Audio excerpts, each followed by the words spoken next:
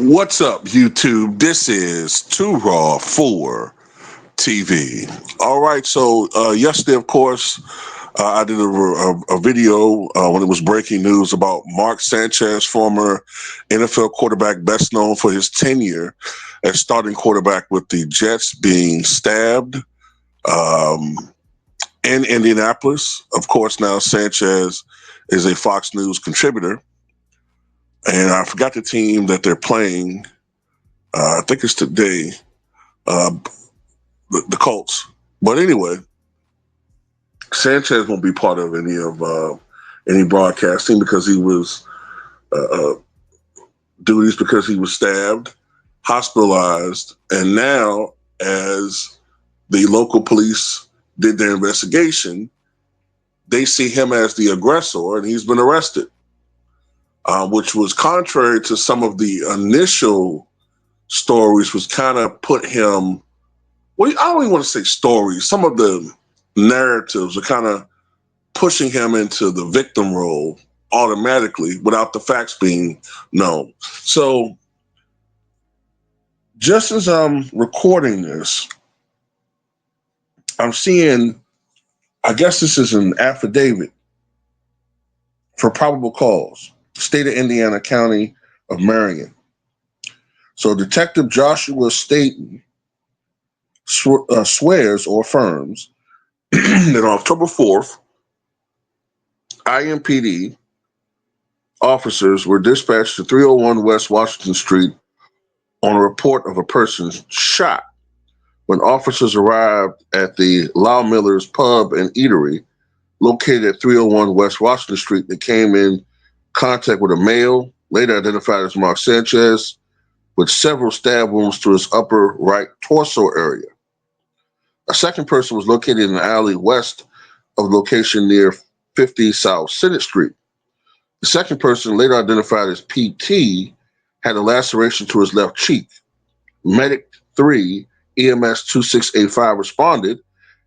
I'm kind of skipping through a little couple of things, and transported Mr. Sanchez to a hospital in critical condition.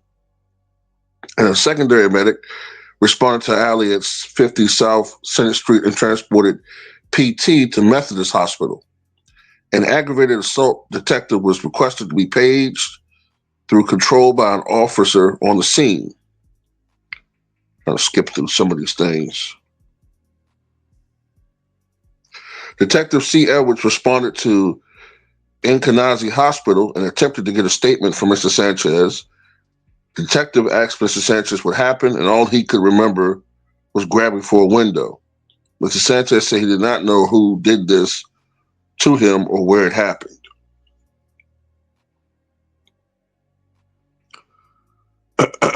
Okay, I'm trying to skip through some of the stuff and get to the more important stuff.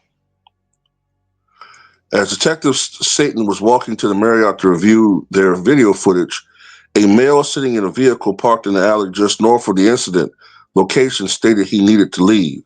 Detective Slayton spoke with the male, who was identified as BB.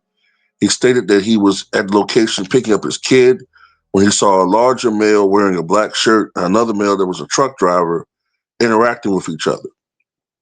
BB at first thought they were friends and did not pay much attention to their interaction, as his vehicle was facing northbound and he was only observing through the side mirror. BB then thought it was odd because he thought the two men were using their cell phones to record each other. BB then said the two men went to the other side of the truck out of his view. Then he noticed that the truck driver tumbled over to the opposite side curb and the male in the black shirt standing over him. BB thought that they might have wrestled or something. Then the male in the black shirt ran northbound in the alley, and the truck driver stayed with the truck. BB did not see anything further and said he did not know what was happening, but assumed it was kind of serious because police started to show up. Detective Slayton then released BB from the scene. BB is the person's initials. Kind of skipping through some of this stuff. Detective Slayton then reviewed the video from the Indianapolis Marriott downtown and saw a male believed to be Sanchez jogging northbound in the alley from the direction of Maryland Street. Mr. Sanchez runs towards a large box truck that is backed into the loading docks at the Westin Hotel and goes behind the truck and then reappears, still heading northbound. Mr. Sanchez then heads to West Washington Street and is out of view for a little while. Sanchez then reappears, heading southbound, and approaches the delivery truck again and goes behind it before reappearing and approaching the driver's door. It should be noted at this time that PT is an employee for a company that specializes in commercial cooking oil recycling and disposal. PT was backed into the loading dock area at the Westin, performing his assigned duties when he was encountered by Mr. Sanchez.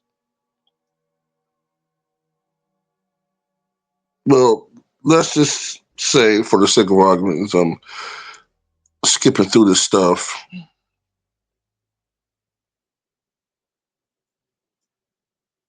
Yeah, I don't know exactly what the motivation was, but it sounded like Sanchez was drunk as a skunk and somehow just became belligerent with this guy. I don't know whether there was something that happened between these two. I have found out that the JT employee, the guy that stabbed Sanchez, is in his 69 years old. So, um, yeah, this looks really bad for Sanchez, and I wouldn't be surprised if he gets fired.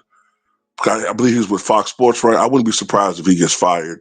Now that these details are coming out, it looks really bad for Mark Sanchez. I mean, it doesn't even look justifiable why he even approached this guy.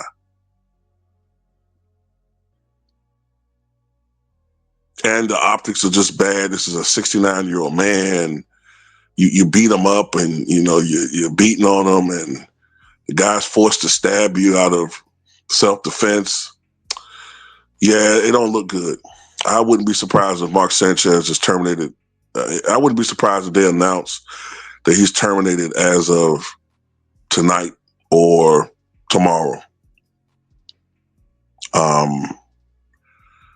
Yeah, it don't look good, y'all.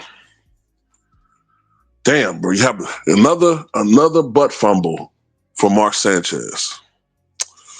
Just can't get right. Didn't he have an incident just a week ago where he was doing some sort of interview with somebody? He tried to hug him, and the dude just gave him like a bro dap. That tell you already he has boundary issues already, and that's him sober. So I don't know, man. I don't know. And by the way, I don't know this because, like I said, I don't really follow a lot of these athletes' personal lives unless it's something that's been documented heavily that we all know about it. But does Mark Sanchez have a history of drinking, or violence or anything like that matter? Because I've never really paid much attention to him like that, you know. But anyway, tell me what you guys think about this.